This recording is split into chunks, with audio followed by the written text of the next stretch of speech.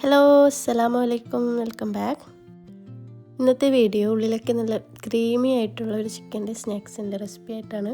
അപ്പോൾ അതിനായിട്ട് ഞാനിവിടെ ഒരു 400 ഗ്രാം പോലെ ബോൺലെസ് ചിക്കൻ എടുത്തിട്ടുണ്ട്. അപ്പോൾ മസാല റെഡിയാക്കാനായിട്ട് ഞാനിവിടെ 4 വലിയ ഉള്ളി ചെറുതായി അരിഞ്ഞിട്ട് ചേർത്തെടുക്കുന്നുണ്ട്. ഞാനിപ്പോൾ ഒരു 50-60 പീസ് ആക്കുന്ന അളവിലാണ് ആക്കുന്നത്, കാരണം ഇത് സെയിലാക്കാൻ വേണ്ടി ആക്കുന്നതാണ്. ഇനി ഇതിനാവശ്യമായ ഉപ്പ് ചേർത്തെടുക്കാം.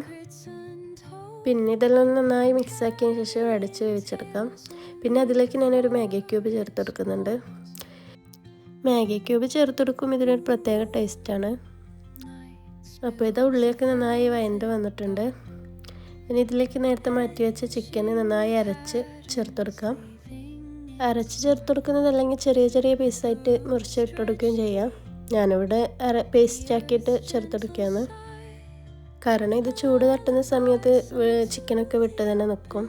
പിന്നെ അതിലേക്ക് 2 വലിയ ക്യാരറ്റ് ചേർത്ത് കൊടുക്കുന്നുണ്ട്. ഇതൊക്കെ നന്നായി ഇളക്കി കൊടുക്കാം. പിന്നെ അതിലേക്ക് ഒരു 5 to 8 വരെ പച്ചമുളക് ചേർത്ത് കൊടുക്കുന്നുണ്ട്, അത് ഒരാളെ എരിവിനനുസരിച്ചിട്ട്. പിന്നെ 2 വലിയ ക്യാപ്സിക്കം ചേർത്ത് കൊടുക്കാം, ചെറുതായി അരിഞ്ഞിട്ട്. പിന്നെ ഇത് മസാലയ്ക്ക് നന്നായി മിക്സായി വന്നാൽ മതി, നല്ലോണം കുക്കായിട്ട് വരണ്ട. പിന്നെ അതിലേക്കൊരു 2-3 വലിയ ടേബിൾ സ്പൂൺ മൈദ ചേർത്തെടുക്കാം. പിന്നെ അതുപോലെ 2 കപ്പ് പാലും ചേർത്തെടുക്കണം. ഇതൊരു ക്രീമി ഫില്ലിംഗ് ആയിട്ടാണ് ഉണ്ടാവുക, അതുകൊണ്ടാണ് മൈദയും പാലും ചേർത്തെടുക്കുന്നത്. അപ്പോൾ ഇതാ ഇവിടെ മസാലയൊക്കെ റെഡി ആയിട്ടുണ്ട്. അപ്പോൾ അതിലേക്ക് ഒരു ടീസ്പൂൺ പോലെ കുരുമുളക് പൊടിയും 1 ടീസ്പൂൺ മസാലപ്പൊടിയും ചേർത്തെടുക്കാം.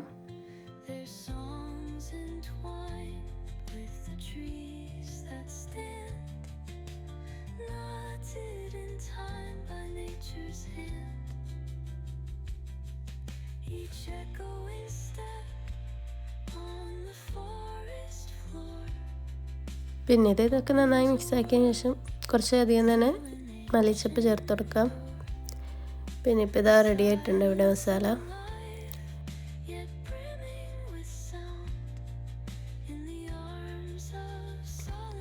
ഇനി ഇതിൻ്റെ മാവ് റെഡിയാക്കാൻ വേണ്ടിയിട്ട് ഇത് വെള്ളത്തിൽ വാട്ടിയെടുത്തിട്ടാണ് ഉണ്ടാക്കുന്നത്.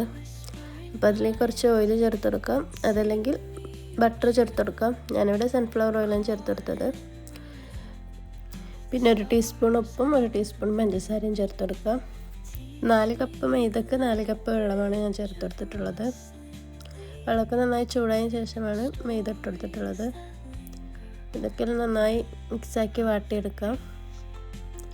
ഇങ്ങനെ റെഡിയാക്കി എടുക്കുന്നത് മാവിന് കുറച്ചും കൂടി സോഫ്റ്റായി കിട്ടാനാണ്. നമ്മൾ സാധാ കുഴച്ച് കഴിഞ്ഞാൽ മാവ് കുറച്ച് ഹാർഡായി പോവും. ഇങ്ങനെ ആക്കുന്ന സമയത്ത് കുറച്ചും കൂടി സോഫ്റ്റാണ്. പിന്നെ ഇതൊരു 10 മിനിറ്റ് കഴിഞ്ഞതിന് ശേഷം ഇതൊന്ന് നന്നായി കുഴച്ചെടുക്കണം. ചെറിയ ചൂടുണ്ടാകും, ചെറിയ ചൂടോടെ തന്നെ കുഴച്ചെടുക്കണം. പിന്നെ ഇത് ഈ ഒരു കൺസിസ്റ്റൻസിയിലാണ് ഉണ്ടാവേണ്ടത്, നല്ല സോഫ്റ്റായി സ്മൂത്തായിട്ട്.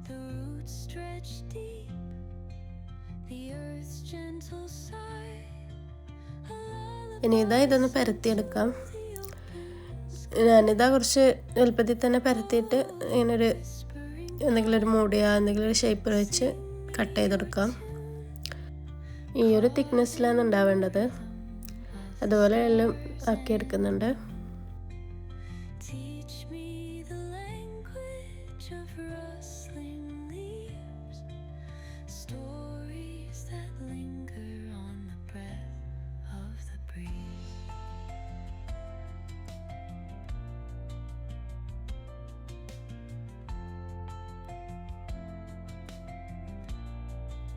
പിന്നെ അതിൻ്റെ ഉള്ളിലേക്ക് 1 സ്പൂണ് ഫില്ലിങ് വെച്ചിട്ട് ഇതൊന്ന് പ്രസ് ചെയ്ത് കൊടുക്കുന്നുണ്ട്.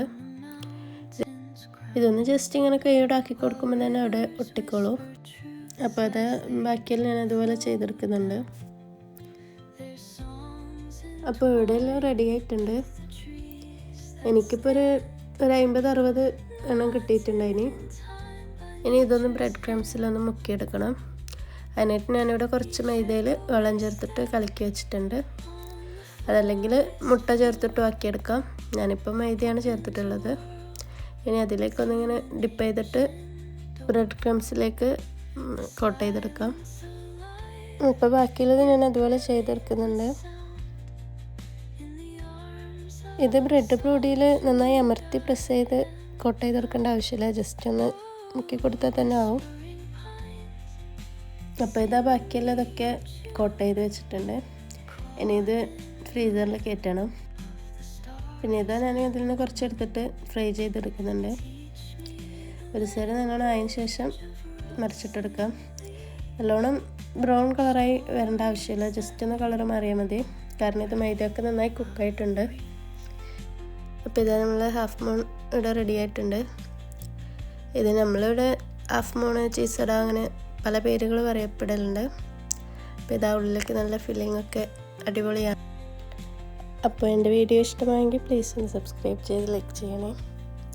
അപ്പോൾ ഇതുപോലത്തെ വീഡിയോ ആയിട്ട് വീണ്ടും വരാം. ബൈ.